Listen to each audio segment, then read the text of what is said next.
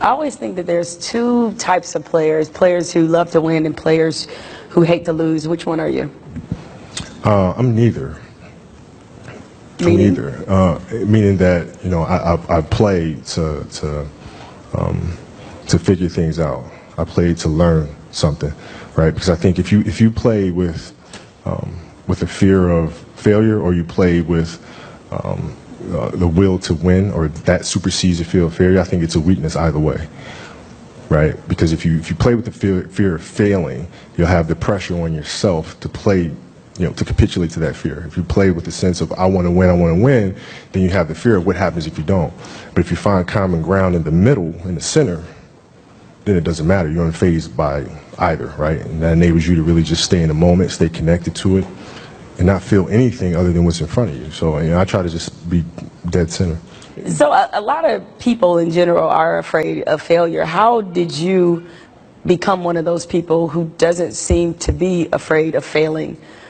It doesn't exist. It's not existent. What the hell does that mean? Seriously, what does failure mean? It's not. It doesn't exist. It's a figment of your imagination.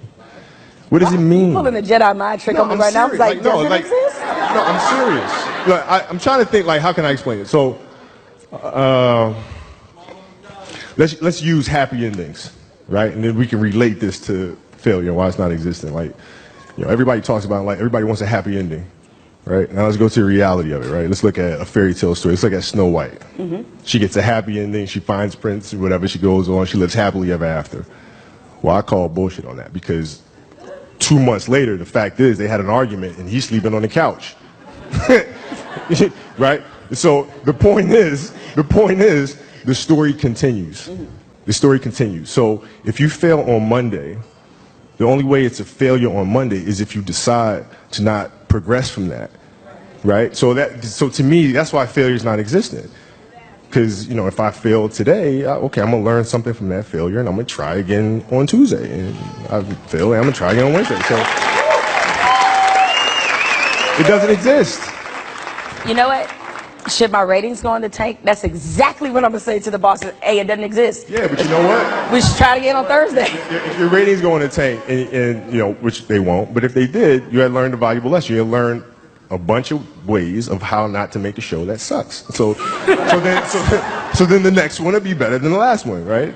So are you telling me then, let's just say all the career statistics that you've compiled, they all still exist, you still play for the Lakers, still, and all of that still happens. If you finished your career without a championship, you would not have looked at that as a failure?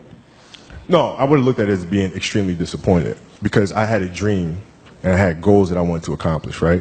And if I don't accomplish those goals, I have to ask myself why, right? And so from my position, the reason why I would not have accomplished those things is poor leadership, failure to communicate properly with my teammates, to put them in positions to be successful, lack of preparation. You know, all those things would be reasons why I don't win, right? So now, if that was the case, and in my career, I have to sit and I have to analyze that, and then as I move and I evolve, you know, post basketball into business or whatever, those same weaknesses are going to reveal themselves there, right? So if I don't learn from that, I'm going to struggle here too, right? So I can take those situations and learn from those and have them, you know, make me a better person later in life. But if I don't take that stuff and apply that someplace else, then that's failing, which to me is the worst possible thing you could ever have, is to stop and to not learn.